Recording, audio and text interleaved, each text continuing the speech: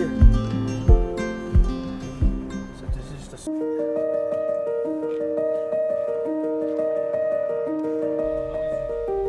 Can he make like go into the class and introduce himself and give like a pencils and a pen like a shoes and stuff? Can he do that? Yeah. This was simply the school we had been sending donations to. Backpacks, hygiene products, school supplies. I was curious if everything had arrived safely. And honestly, I thought those things must have helped at least a little, But once I actually came here, the reality was far harsher. The chalkboards the kids were using were extremely worn out, and many of them didn't even have chairs that fit properly. More than anything, sending supplies from after can be helpful, but I've come to feel that true care is only truly conveyed, when you breathe the same air and share the same moment in the same space. People come to understand one another by living together, moving together, spending time together. And right now, laughing with the kids, meeting their eyes, breathing the same air, this moment feels like a kind of genuine connection I've never experienced before. 그러면 오늘 또 다른 감정이 있었을 텐데 그래서 이것에 대해서 좀 더 설명해 줄 게 있을까? 좀 궁금한데.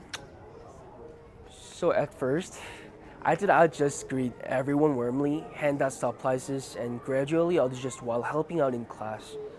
I believe there would be a clear role for me in this space. But the moment I stepped into the school, I stopped, and something made me pause, as if something held me in place. The walls were peeling in places, and the windows had gaps that let the wind flow right through. The chalkboard was so old that chalk marks weren't clear, And some kids sat in uncomfortable positions, their arms resting awkwardly on desks taller than them. One child sat silently in the corner. What they pulled out wasn't a textbook or a notebook. It was a notebook folded from old advertisements, and a pencil worn down to nearly nothing. They said the supplies we sent arrived here, but standing in front of this scene, what could I possibly say thinking that was enough? In that moment, I felt a little ashamed. The children looked at me without a word.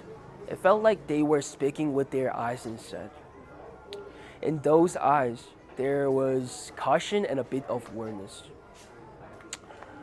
But beyond that, there was something else. A small but unmistakable hope. Faced with that hope, I found myself smiling. It was awkward but genuine, an uncalculated smile. In that moment, I think my sincerity came out first, without hesitation. And also, I had come thinking I was here to change something. But in that moment, I realized what this space truly needed wasn't my change, but my willingness to listen. Thank you.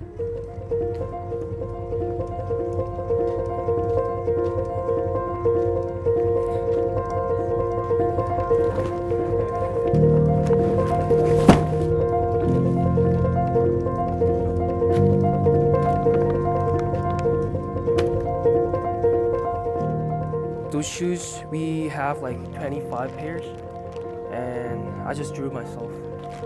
I hope the kids liked it.